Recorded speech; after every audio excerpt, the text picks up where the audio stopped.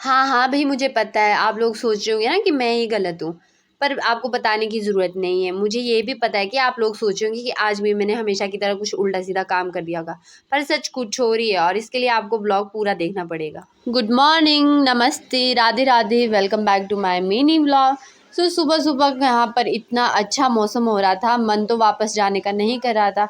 मुझे जाना है सोलन, और ये जो आपको सड़क दिख रही है ना, वहाँ से होकर आनी है मेरी बस। तो अभी बस नहीं दिख रही थी, बस को आने में टाइम था, तो तब तक मैं फ्रेश हो रही थी, अपना जाने की तैयारी करी थी, देन घर ब्रश से किया। निकल गई वापस अपने शहर जाने के लिए सोलन। तो यहाँ घर से निकली, सड़क पहुंची और याद आया कि अपना सामान घर पर ही कुछ भूल गई। तो बड़े पापा जल्दी जल्दी से वापस गए।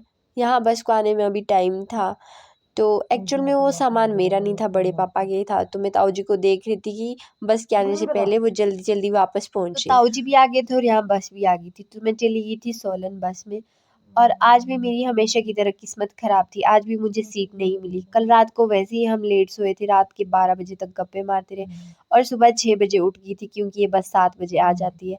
और मुझे यहाँ सीट ही नहीं मिली, तो मुझे घर से लेकर सोलन तक ना खड़े खड़े आना पड़ा। तो बस लोगों को देख रही थी कि कोई सीट दे दे, बट मैं बैड लक, किसी ने मुझे सीट नहीं दी। एट द एंड ऑफ मैं सोलन पहुंच ही गई थी। तो डायरेक्ट निकली ऑफिस के लिए, क्योंकि ऑलरेडी मैं लेट हो चुकी थी, तो ज़्यादा लेट नहीं होना चाहती थी।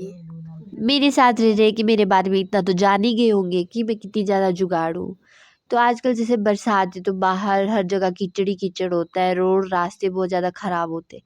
तो ये मेरा खुला सा पजामा है ना, इसको कवर करने के लिए मैं रबर लगा लेती हूँ, ताकि ये गंदा ना हो और मुझे बार बार डेली डेली ना धोना पड़े। तो बस हम निकल गए थे बाहर, क्योंकि बारिश हो रही थी। छतरी लेकर चले गए, वैसे छतरी तो थी पर हम गए तो भीग भीग। इस पॉइंट पर आकर हमारे साथ एक कितनी बुरी चीज हुई ना, कृतिका ने यहाँ पाँव रखा और इसी में ही नीचे वो धंस गई थी। गाइस कृतिका बाहर में दब गई थी, मरते मरते मेरे को लगा कि आगे मैं डूब गया था। और ये देखो बाईपास सब मेरे को लगा मैं डूब गई। और जो हमारा ये बाईपास है ना, ये तो कुछ दिन का ही मेहमान है, ज़्यादा से ज़्यादा 1 ही साल का होगा।